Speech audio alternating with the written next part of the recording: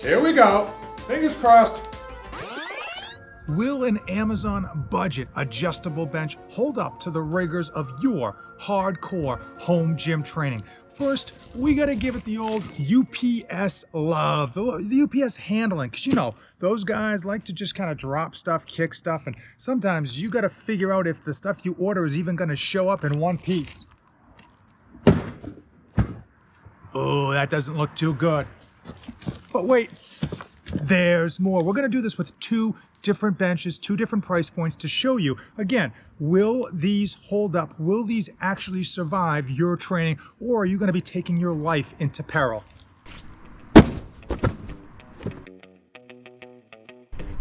Now I know some of you are saying, hey, there's nothing in those boxes. Those are empty boxes. I'm gonna show you right now.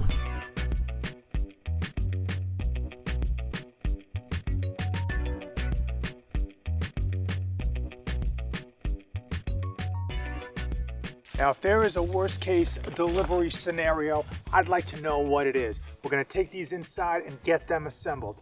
Big channel, checking in. Jonathan here, and it appears that being thrown off my back porch has not done any damage to these budget benches, so that's a thumbs up in terms of their shipping. But by the end of today's video, I guarantee you one of these things is gonna be broken because we're gonna drop some serious weight on this thing. If this is your first time to the channel, welcome aboard. I review new pieces of home gym equipment every week, and today we've got the YOLO bench behind me and the Lusper adjustable bench, and we are going to focus on budget adjustable benches today and whether they can handle your heaviest lifts. I know, you go on social media and you see Rogue's adjustable bench coming in at $1,000, and you don't got the money for that. Who does? I reviewed a ton of adjustable benches, and they usually go two ways. They usually exceed my expectations, or they are otherwise dog shit.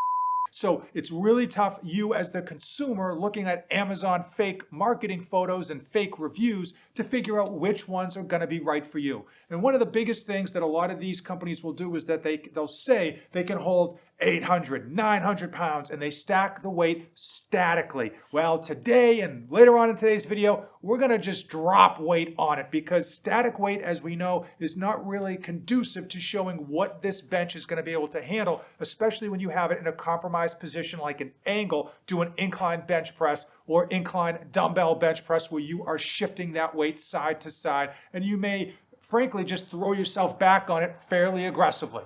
Whenever you go budget, you have to know that some compromises are coming, and that's not a bad thing as long as you go into it with your eyes wide open. And when it comes to an adjustable bench, a few things you need to be aware of is, number one, the metal that they're going to be using is going to be the cheapest of the cheap, and that's okay. For most of us, we're not going to be benching 350 or 400 pounds on this thing, and it's the metal that they use, even though it's the cheapest stuff you can find overseas, is still going to get the job done for you.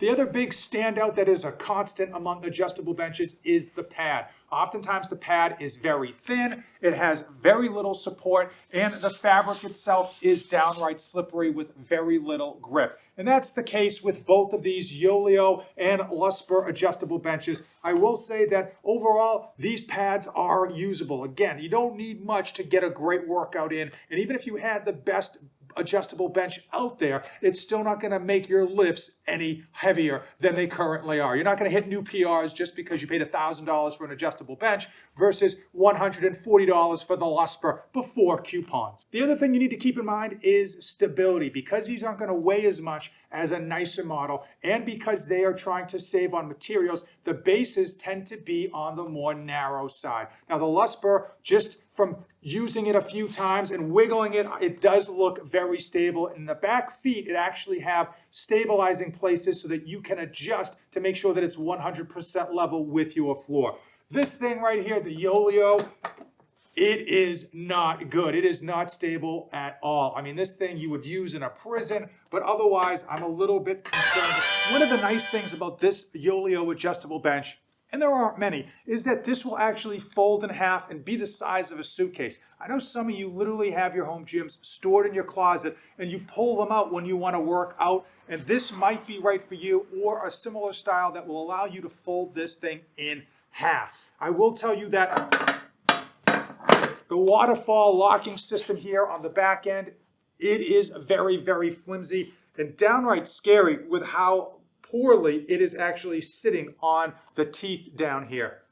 Very nervous that if I was going to throw back 90 pounds on an incline dumbbell bench that this thing might slip off and it's going to be snap city for me. Another problem with budget adjustable benches almost universally across the board is the actual height of the pad. For most people, it's not an issue, and even if you're tall, you could still get your workout in, but it is a big differentiator. For reference, I am 6'1", and my head is already over the back end of this pad. So clearly, I could do overhead presses, I can do incline bench press, I could do all of those exercises, but it's gonna be a little bit of a nuisance where my body is going to be aligned. This Lusper adjustable bench does come in slightly over the Yolio at $140, give or take a coupon. I will say that the backrest, as you can see, is at least 2, maybe even 3 inches higher than the previous one you've just seen, and that's nice. Again, you pay a little bit more money, you're gonna get a little bit more with regards to that pad. It is still a thin pad, but for most people who are just looking to grind it out in their home gym, it should not inhibit any of your gains. One of the nice things about this Lusper is the actual racking system to adjust the height of the back pad. It is actually a pull pin operation, which is the nicer, higher quality. It's very smooth and it certainly feels like it locks right into place. I was going to do this outside, but the weather's not cooperating and my cameras are not all waterproof. I am going to be dropping this at the incline portion of the bench, the weakest section in the worst case scenario, and we're gonna do it on top of this A-frame ladder. I'm gonna raise this thing as high as I can and let her rip. If this thing can withstand this 45-pound plate coming crashing down, it probably can withstand anything you're gonna throw at it. Here we go. Fingers crossed. It was at this moment that he knew. He f***ed up. Yeah, buddy! Surprise, surprise, an adjustable budget bench cannot withstand a 45-pound plate dropping from 8 feet above it. I will say it did much better than I expected. I initially thought that the actual pad itself was gonna splinter and crack and fold itself in half, and that wasn't the case. Frankly, the adjustable bench survived. Had you been lifting during this horrific event, you'd actually be okay. It wouldn't have actually hindered you at all. It would have just kind of rocked you slightly. But I can't imagine you're going to be getting hit with a 45-pound plate anytime soon, at least from 8 feet above you. I will say that the support frame was bent, so it didn't collapse. It wasn't a catastrophic failure. It was just too much load for the actual metal to take, and that's what happens when you go with budget. You'll see that the metal that they use is on the cheaper side. I got to give a huge thumbs up to the Lusper adjustable bench. It handled everything I threw at it, well, almost, but it did much better than I expected, and at that $140 Amazon price tag, which we know is going to have some coupon listed on there from time to time, it is a good price point. Unfortunately, the Yolio is not something I can recommend, even at a bare bones price. It's just not worth it, and it's going to be in your trash or on Facebook Marketplace within a week or two. Overall, if you are going budget, I would say try to spend as much as you feel comfortable with, knowing that if you get a decent adjustable bench, it's going to last you quite a long while. It's not going to be something that you're going to feel limited by, and it's just going to deliver on its expectations. But please do your research, especially when you go budget. You've got to be even more systematic about doing great research and picking the right bench for you, because when you spend $1,000 on an adjustable bench, I'll tell you right now, everything about it is great. That's why it's $1,000. But when you're dropping down to that $150 price point, you really gotta figure out what you want and know what you're gonna have to give up. If you appreciate 100% honest reviews of home gym equipment, check out that video next. And if you made it this far in the video, you and I are like LeBron James and a receding hairline. We are like Budweiser and really bad marketing. We are, of course, best friends. Don't save anything for the trip back.